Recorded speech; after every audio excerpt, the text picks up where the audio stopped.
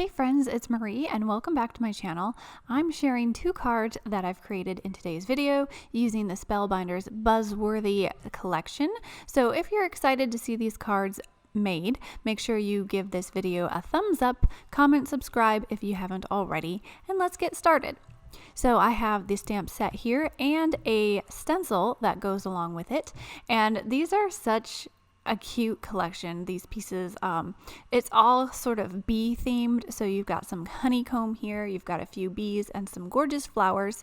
So I'm going to go ahead and stamp a honeycomb background using this little rubber stamp here. Now these are cling stamps, they're not clear. So if you're using your MISTI, you're going to want to take that foam pad out of your MISTI to accommodate the thicker width of these cling stamps, and I'm just going to go ahead and stamp these on my background. Now I am using some VersaMark ink, which is just a clear sticky ink. It's not putting any color down, it's just putting sticky ink down, because I'm going to go ahead and emboss this with gold embossing powder. So I'm just moving my little honeycomb stamp around.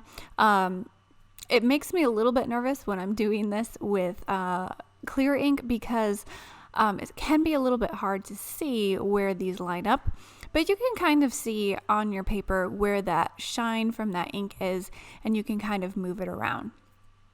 Now I'm going to go ahead and stamp this in sort of a bunch or a group, and then I'm going to go ahead and emboss it, and I can go back to my MISTI and stamp some more if I want to. So I'm just going to do little groups of 3, so I stamped this about 3 times. I'm going to go ahead and pour on my gold embossing powder, and I'm catching it over a coffee filter. That way when I just pour off all of that extra embossing powder, I can pick it up with my coffee filter and put it back into my jar. I'm tapping off that extra with the handle of a paintbrush, and I like to use paintbrushes because if you get any of that embossing powder sticking where it's not supposed to go, you can use the brush end and just brush it away before you heat up that embossing powder, melt it, and it's stuck to your card. So I'm just going to go ahead and emboss it here. I'm melting that powder, and I'm going to get this shiny gold honeycomb background, which I think is really fun. Now, like I mentioned, I'm going to go ahead and stamp these in groups. So I'm going back to add some more honeycombs on there. And there's also a single honeycomb or a hexagon shape in this stamp set. So I went and stamped a few of those single ones too, just to fill in a few empty spots. I'm taking some of my Fun Stampers Journey Fusion ink. Now this is a hybrid ink, so it's not water reactive like a distress ink or a dye ink. It's kind of a hybrid. So once you put it on here, it's actually going to end up being permanent and it's not going to move around on you. Now the honeycomb embossed images is actually going to act as a resist. So I can take this ink and just ink blend right over those embossed areas, and it's going to resist that ink and just color the paper. I'm moving to a darker color of ink now, and you can see that I peeled that foam blending pad off of the bottom of my ink pad. When I have ink pads like this and I want to keep a specific foam blender for each ink pad, I like to use a little Velcro dot. They're sticky, self-adhesive. You can usually find them in your office supply aisle, and I just use one on the bottom of my ink pads, and it grips onto that pad and it keeps it with the color that I want it to stay with. So that's a little storage tip for you if you're trying to figure out how to store some of your ink foam pads with your inks. That's what I like to do. Little Velcro dot on the bottom of your ink pad. So I'm using a third color of ink here. It's a little bit darker, so I went from a lighter yellow to an orange to a darker orange, and I'm just filling in some of these areas, and I think it looks really pretty, like some honey, and I'm going to go ahead and add a little bit more shine. Now since this ink is going to stay where you put it, I can go ahead and spray over it. It's not going to run or anything. So this is the Alpine gold spray, I believe. It doesn't really add much color, but it does add some gold shine and shimmer, and I love that. So I'm going to spray that on there. Just wipe off those extra areas where it was resisted on top of that embossed honeycomb areas, and there's my background. I didn't want to make the whole thing colorful. I wanted it to kind of blend out into the white, and that's what it's doing. So I'm going to go ahead and take my images now. I'm going to take that flower, all those leaves, different flowers, and the little honeybees, which are so cute. I'm going to load them up onto my Bristol Smooth cardstock, and I'm going to stamp them out. Now I'm using my Fun Stampers Journey Black Fusion ink. Like I said, this is a hybrid ink. So when you stamp it, it's going to stay on your paper, and you can use watercolor, you can use Copics, alcohol markers, most mediums, and it's not going to make that ink bleed or run. So I like using a hybrid black ink when I'm stamping for coloring, because I just know it's going to stay in place no matter which medium I choose. I do like to stamp my images several times to make sure I get a nice black crisp line. I just really like a really nice crisp line, so I like to stamp a few times, and since I have a MISTI, I can go ahead and stamp as many times as I want and get a precise image. I'm not going to get any double stamped lines or anything. It's going to be great. So I filled up this whole paper with all of those images, and I'm going to go ahead and color. Now I mentioned that I'm using Bristol Smooth cardstock, and that's because I'm coloring these with my Zig watercolor markers. If you're going to use your Zigs, I recommend the Bristol Smooth because it gives you the best results. When I first got my Zigs, I was really frustrated because they just weren't working the way I wanted it to. The colors were not moving. And when I switched to Bristol, it made all the difference. So the Bristol is the way to go. So the way I like to do my Zig coloring is I put down a little bit of color. I don't color the whole image like you see there. I just color on the areas where I want it to be darkest. And then I take my water marker and I just start on the darkest area, and I pull that color out to where I want it to be lighter. So you can do some simple shading. You can layer colors together. It is kind of like a watercolor in a marker, so you can brush on a little bit and then get that color moving with a little bit of water and watercolor your images. So I'm going to take some more of this yellow here, and I'm going to do the leaves. Now if you have a lot of images like I have here, you can go through and color them in groups. So I'm going to do the leaves here together. I'm putting a little bit of my yellow down, pulling out that color, moving to the next leaf and putting some color on that. And once you get through your little group of similar images, like I'm doing here, like my leaves, by the time you get through all of those images, your first one you colored is probably dry. It doesn't take very long for it to dry. So you can go back with your second color and start coloring on top of that. So that's how I like to do my Zig coloring. I'm taking some of this green, putting it right over that yellow, and I'm going to blend it out with some more of my water. I'm putting my green where I want the color to be darkest on my image, and it's going to blend out into that yellow, so it's going to give me a really bright green and yellow type leaf. And I really love just blending yellows and greens together when I do leaves or different kind of greenery or foliage. So just putting a little bit here on these darker areas, and you don't really need to use a lot of this color, a lot of this ink. These markers have so much vibrant color in them. You can put a little bit down, blend it out, and leave it. Or if you want more color, go back and put more color on. It's always easier to put on more color. It's not as easy to take color away. So start slow if you're not sure if you want it to be super dark, and then you can go back and add more color in later if you want to just give more vibrant intensity to your images. So like you can see here, I'm just going in with my water brush and I'm pulling that color out from the bottom of the leaves out to the tips of the leaves, and it gives you kind of that gradient of color from darker to lighter. So I just love coloring with my Zigs. I find it relaxing, and I just love mixing the different colors together. So I think Zigs are one of my favorite coloring mediums, and I always make sure I have some of that Bristol Smooth paper on hand so that I can get some really good coloring. So I didn't show it all on my camera. I did go ahead and color all of these images. I didn't show them all because that would take too long, but I just wanted you to get a basic feel of how I like to color with my zigs. It's not the only way. It's probably not even the correct way, but that's just how I do it. So I thought I would share. I went ahead and I fussy cut all of these little images out, and I'm going to layer them on top of my card.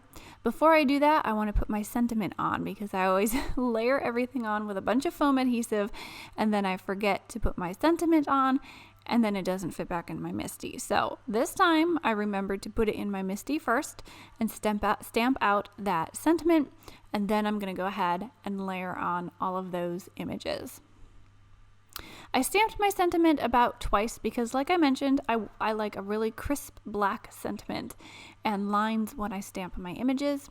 I'm going to go ahead and adhere those fussy cut images using some foam adhesive and a mixture of liquid adhesive, depending on how much height I want my images to have. So this big flower I'm putting on foam adhesive because I want that one popped up a little bit. Some of the leaves I've also popped up, and some of them I've just glued down with some Fun Stamper's Journey liquid glue. So I have this sort of long branch of leaves here I'm just going to tuck behind, and it's coming out next to my sentiment. Just use some glue at that.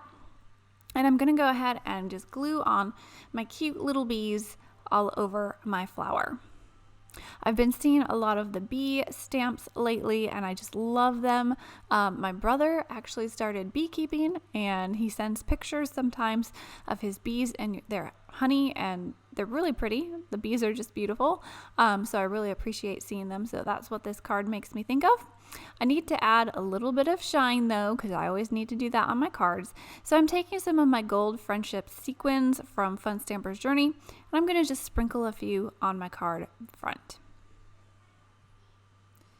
Now, once I have my sequins all glued down, all that's left to do is put a little bit of foam adhesive on the back of this card panel and then adhere it to a card base.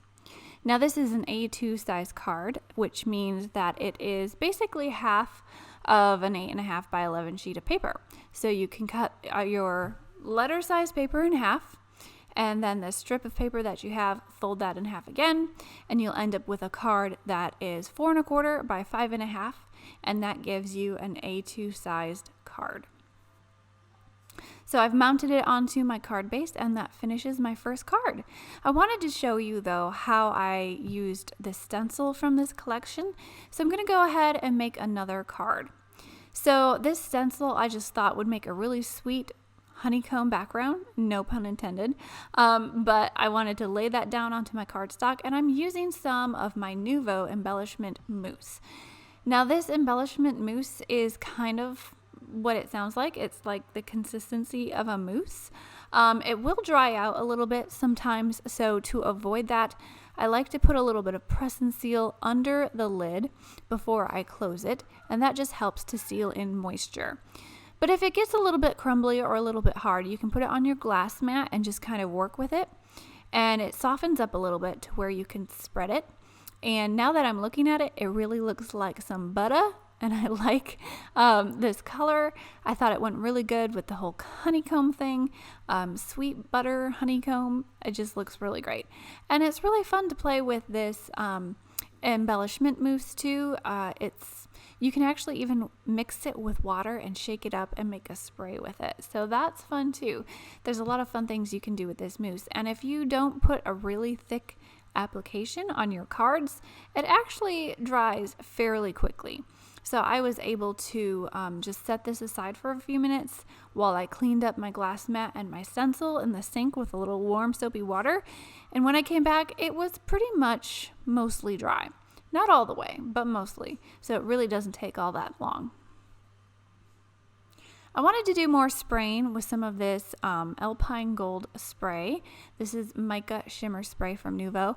And I don't really like making a huge mess when I'm crafting. I like to stay a little bit more tidy.